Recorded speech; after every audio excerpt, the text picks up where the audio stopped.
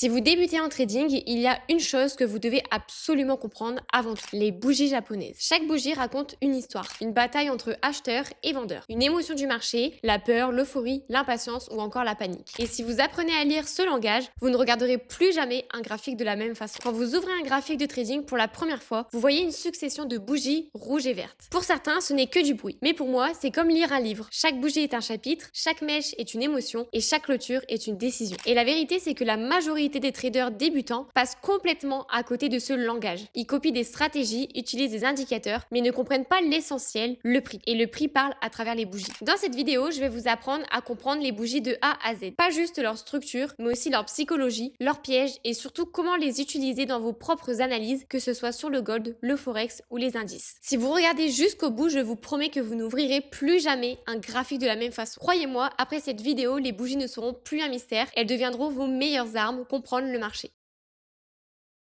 Une bougie est construite autour de 4 points. L'ouverture, la clôture, le plus haut, le plus bas. C'est tout. Mais ces 4 points résument toute l'action d'une période. L'erreur fréquente des débutants, croire qu'une bougie verte, on achète, ou une bougie rouge, on vend. Non, une bougie seule ne veut absolument rien dire. C'est comme juger un match de foot après 10 secondes. Il faut voir la suite. Dès maintenant, prenez l'habitude de regarder non seulement la couleur, mais aussi la taille du corps, la taille des mèches et surtout la position de la clôture par rapport à l'ouverture. Mais qu'est-ce qu'une bougie ? Alors reprenons à la base. Une bougie japonaise représente une période de temps. Si vous êtes en 1 minute, une bougie est égale 1 minute. Si vous êtes en 15 minutes, une bougie est égale 15 minutes. En daily, une bougie est égale une journée entière de trading. Mais peu importe l'unité, chaque bougie nous raconte 4 informations essentielles. Le prix d'ouverture, le prix de clôture, le plus haut atteint et le plus bas atteint. C'est tout. Mais avec seulement ces 4 informations, on peut déjà comprendre énormément de choses. Un exemple concret sur le gold en daily, si l'ouverture est à 1.900, le plus bas à 1.890, le plus haut à 1.920 et la clôture à 1.915. Qu'est-ce que ça nous dit? Que les vendeurs ont essayé de pousser à 1.890, mais les acheteurs ont repris la main et ont clôturé bien plus haut. Ce n'est pas qu'un chiffre, c'est une lutte entre deux forces. Une bougie est composée de 2 parties principales. Le corps, qui représente l'espace entre le prix d'ouverture et le prix de clôture. Si le cours monte pendant la période, le corps est généralement vert ou blanc, donc en bougie haussière. Et si le cours baisse, le corps est souvent rouge ou noir, la bougie baissière. Et les mèches. Les mèches, ce sont les traits fins au-dessus et en dessous du corps. Une mèche haute montre le prix le plus élevé atteint durant la période. Et une mèche basse montre le prix le plus bas atteint. Le corps de la bougie nous indique qui a eu le contrôle. Les mèches, elles, nous racontent où le marché a tenté d'aller, mais sans réussir à s'y maintenir. Quand vous regardez un graphique, ne le voyez plus comme des couleurs rouges et vertes. Voyez-le comme une suite d'histoires, des batailles qui s'enchaînent. Et votre rôle à vous, c'est de comprendre qui va prendre l'avantage. La psychologie des bougies, l'âme du marché. Maintenant, allons plus loin. Chaque bougie est l'empreinte psychologique du marché à un instant donné. Une bougie avec un grand corps sans mèche, c'est une domination totale. Aucun doute, un camp à contrôler du début à la fin. Une bougie avec un grand corps vert, les acheteurs ont eu confiance et ils ont poussé le prix sans relâche. Une bougie avec un grand corps rouge, les vendeurs ont tout écrasé. Mais une bougie avec des grandes mèches, c'est différent. Cela veut dire qu'il y a eu une bataille. Par exemple, une longue mèche au-dessus, les acheteurs ont tenté une percée, mais les vendeurs les ont repoussés. À l'inverse, une longue mèche en dessous, les vendeurs ont attaqué, mais les acheteurs ont défendu et repris le contrôle. Et puis, il y a des bougies d'indécision, comme les doji. Elles montrent que personne n'a gagné la bataille, et c'est comme une égalité. La clé, ce n'est pas seulement de regarder la bougie, mais c'est de se demander quelle émotion du marché est derrière cette bougie. Un rejet violent avec une longue mèche basse, ça signifie la peur des vendeurs face à la puissance des acheteurs. Un doji après une grosse tendance, ça signifie l'hésitation, le doute, l'attente d'un déclencheur. C'est ça comprendre les bougies. C'est lire dans l'émotion collective du marché. Une bougie, ce n'est pas une forme géométrique, c'est une trace psychologique. Et derrière chaque bougie, il y a des émotions. La peur de rater une opportunité, la panique de sortir trop tard, la patience des gros investisseurs qui défendent une zone. Les patterns utiles. Beaucoup de vidéos sur YouTube vous donnent 10, 20, 30 patterns comme si c'était des recettes miracles. La vérité, c'est que la plupart des patterns ne marchent que dans certains contextes. Erreur fréquente, croire que voir un pattern suffit à prendre un trade. Non, un pattern n'est qu'un indice. Ce qui compte, c'est le contexte. Les patterns puissants.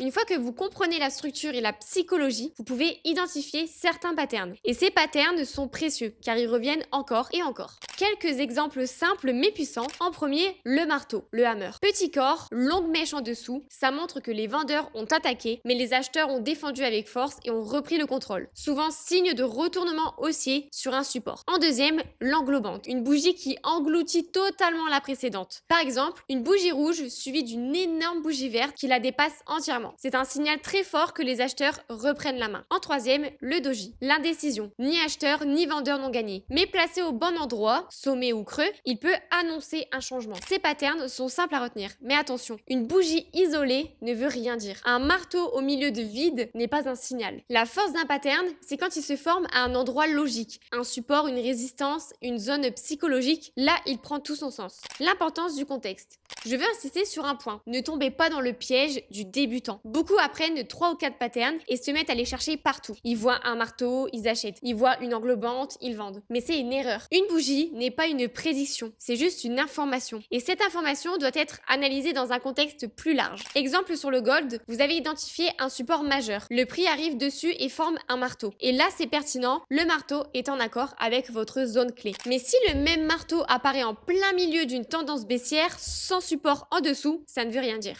Le contexte est roi. Les bougies sont des indices, mais c'est à vous de les replacer dans le puzzle global de votre analyse. Et les bougies, c'est comme des mots. Mais pour comprendre une phrase, il faut du contexte. Un marteau sur un support est égal puissant. Un marteau au milieu d'une tendance baissière est égal insignifiant. C'est exactement comme ça que 90% des débutants se font piéger. Et ils se disent « Ah, il y a un doji donc ça va se retourner ». Non, le marché ne se retourne pas parce que vous avez vu une forme. Il se retourne parce qu'il a une zone clé, un volume qui change, un flux qui se renverse. Ce qui fait la différence entre un débutant et un trader confirmé, c'est la capacité à lire les séquences de bougies. Par exemple, plusieurs bougies haussières consécutives mais qui se rétrécissent est égal les acheteurs s'essoufflent. Une série de bougies rouges sans mèche est égale les vendeurs sont en contrôle total, pas de respiration. Et regarder une bougie seule, c'est comme lire un mot isolé. Regarder une séquence, c'est lire une phrase entière. Et c'est dans cette lecture fluide que vous commencez à anticiper et pas juste réagir. Quand vous gagnez en expérience, vous commencez à lire les bougies, non plus individuellement, mais en séquence. Lire les bougies, c'est comme lire un dialogue. Une seule phrase peut être vague, mais un échange entier raconte une histoire claire. C'est ça la lecture avancée. Voir la dynamique, le rythme, la pression qui monte ou qui s'essouffle. Et c'est cette lecture-là, combinée avec vos zones clés, qui devient un outil redoutable.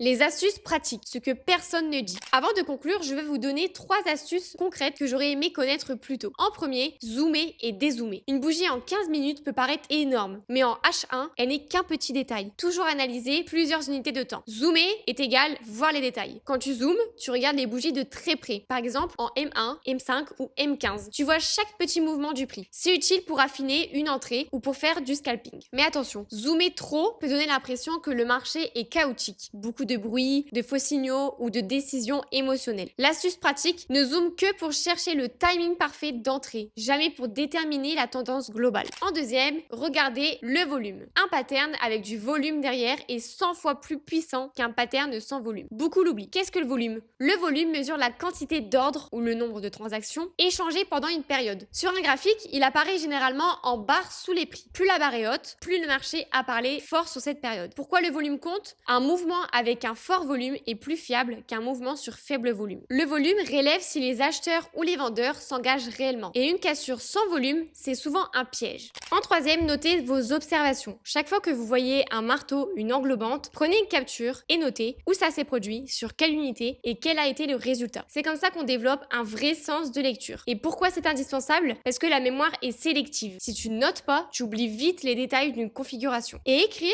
c'est structurer sa pensée. Tu passes de « je crois que » à « j'ai vu ça à tel moment, dans tel contexte ». Les grands traders tiennent tous un journal de trading. C'est leur miroir pour progresser. Et là, tu dois te dire « mais quoi noter concrètement ?» Tu n'as pas besoin d'un roman, mais d'un format clair et constant. Et voici les éléments essentiels. La date et l'heure et l'unité de temps observée. Le marché analysé, que ce soit le gold, l'euro USD. Le contexte général, tendance daily, support résistance proche. L'observation précise, par exemple, cassure H1 avec gros volume ou doji sur support daily. Ton ressenti, étais-tu confiant confiant, hésitant ou stressé? Et les résultats, qu'est-il arrivé après? Est-ce que ça a confirmé? Est-ce que ça a été invalidé? Et la leçon, que retenir pour la prochaine fois? Petite astuce, toujours écrire après la clôture d'une bougie et ne pas noter en plein mouvement, sinon il y a le biais émotionnel. Ensuite, capture d'écran obligatoire. Capture ton graphique avec l'observation. Dans 2 mois, tu comprendras beaucoup mieux. Et des codes couleurs. Vert est égal bonne observation. Rouge est égal erreur d'analyse. Bleu est égal le neutre ou à confirmer. Et une phrase maximum par observation. Ça doit être rapide pour devenir une habitude. Voilà, vous avez maintenant une vision complète des bougies de A à Z. Leur structure, c'est-à-dire ouverture, clôture, haut et bas. Leur psychologie, qui a dominé, qui a paniqué. Leur pattern, marteau, englobante, doji. Leur contexte, support, résistance, zone psychologique. Et surtout, leur lecture en séquence qui permet de voir l'histoire complète. Si vous maîtrisez ça, vous avez déjà une longueur d'avance sur 80% des traders qui ne voient que des couleurs rouges et vertes. La prochaine étape, apprendre à combiner ces lectures avec une stratégie complète. La gestion du risque, le money management et les zones clés. Et voilà ce que je veux que vous reteniez. Les bougies ne sont pas de simples couleurs rouges et vertes. Elles sont le langage du marché. Chaque bougie est une trace de bataille. Chaque mèche est une tentative, une attaque, un rejet et chaque corps raconte qui a dominé. Si vous apprenez à lire ce langage, vous ne serez plus jamais aveugle devant un graphique. Vous saurez reconnaître les hésitations, les rejets ou les confirmations. Mais n'oubliez jamais, une bougie seule n'est jamais suffisante. Ce qui fait la différence, c'est le contexte, le support, la résistance, la tendance générale. Et mon conseil, concentrez-vous d'abord sur les bases. Apprenez à reconnaître un marteau, une englobante, un doji. Observez comment ces patterns réagissent sur des zones clés et notez vos observations. Et petit à petit, vous allez développer un instinct. Et c'est cet instinct-là, basé sur l'expérience, qui fera de vous un vrai trader.